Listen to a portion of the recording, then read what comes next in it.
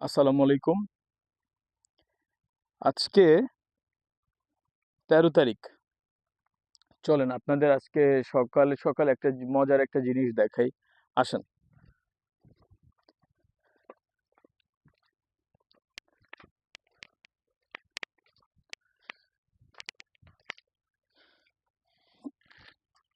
এই যে এই জায়গাটা কি দেখতে পাচ্ছেন আপনারা? এটা হচ্ছে আহ, কিছুদিন আগে যখন এই আশেপাশে সব জায়গায় শুকনা ছিল, আশেপাশের গরুগুলা ছাড়া ছিল, এই সমস্ত জায়গাতে গরুতে ঘাস টাস খাইতো।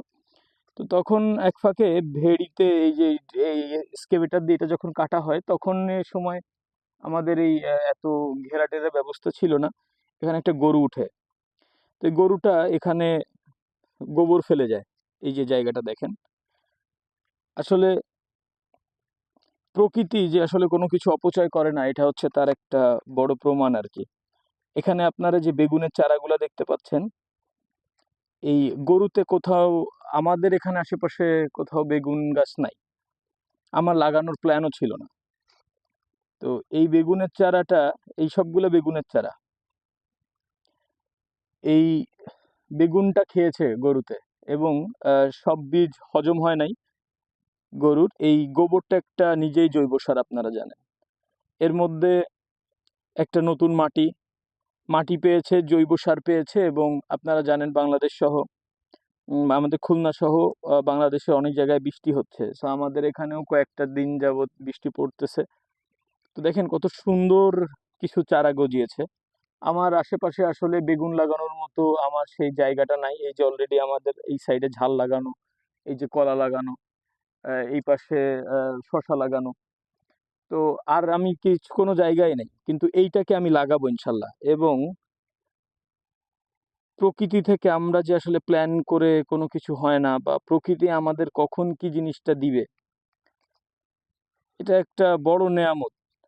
আমার মনে হয় যে এটা সৃষ্টিকর্তার একটা বড় নেয়ামত, যেখানে আসলে আমরা অনেক চেষ্টা করে বেগুনের চারা বানাই, সেই চারাটা হয় না। আর এখানে কি চমৎকার চারাগুলো আপনারা, হাইরে কাদা, যে সুস্থ চারাগুলা জন্মেছে, এটা আসলে আমাকে মুগ্ধ করেছে। আমি সকালে এদিক থেকে যাইতেছিলাম হচ্ছে আমার এই শশার যে নতুন যে বীজগুলো ফুটেছে, এইটাতে একটু স্প্রে করা লাগবে সেটা দেখার জন্য। তো তার মধ্যে এই জিনিসটা চোখে পড়লো। তোমার কি মনে হয় ইয়া ভাই, এইটারে লাগাইলে এখান থেকে কি ভালো গাছ পাওয়া সম্ভব? তাহলে একটা কাজ করো, ওই কর্নারে আর এই পুরা কর্নার সাইডে আমাদের যেখানে শশার গাছ বা তরমুজের গাছ নাই, মাজা তো বানানো আছে নাকি, ওইখানে এই কয়টা গাছ লাগাও, এর শেষটা কি হয় দেখি, ফল আসে কিনা দেখি। ঠিক আছে, খাইলে খাইলাম, না খাইলে মানুষকে দিলাম, যা হইলো হইলো, কিন্তু এটার কি হয় এটা আমি একটু দেখতে চাই। বেশ, এইটারে আসলে স্প্রে করে দিয়ে যায়, তাহলে বীজগুলা।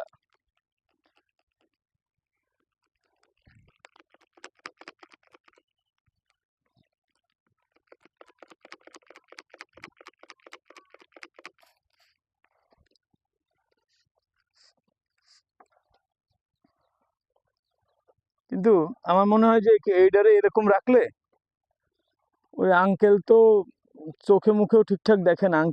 আঙ্কেল তো পাড়া পোড়া দিলে নষ্ট করে ফেলাবে। ওই একটা মনে হয় নষ্ট হয়ে গেছে বড় একটা বীজ, এটারে এই সহ উঠায় একটা কিছুতে পাতাও নাকি।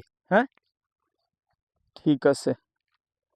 আর এই যে আহ, এইটার আপডেটটা পরে দিতে চাইছিলাম, যাই হোক আমি একবারেই আপনাদের আপডেটটা দিয়ে দিই। এইটার আগের ভিডিওতে কি মনে আছে আমাদের এই শশার চারাটা কতটুকু ছিল? আজকে হচ্ছে আমরা এটা 9 তারিখে রোপণ করেছিলাম, আজকে 13 তারিখ। ইনশাল্লাহ এই যে এটা ছোট্ট একটা দানা, একটা পাতা ছিল, সেখান থেকে আজকে তিনটা বেশ সুস্থ, দুইটা দুইটা চারাই বেশ মোটামুটি সুস্থ আছে। এই লাইন দিয়ে আপনারা যে চারাগুলো দেখতে পাচ্ছেন, মোটামুটি চারাগুলো আলহামদুলিল্লাহ এখন পর্যন্ত সুস্থ আছে আর কি। তো দেখি, সকালে কিছু জোনাক পোকা ঢুকেছিল, মানে এই জোনাক পোকা আছে যারা এই পাতাগুলাকে খেয়ে ফেলে। তো আমাকে বললো, তো এটার জন্যই স্প্রে করার প্ল্যান করছি।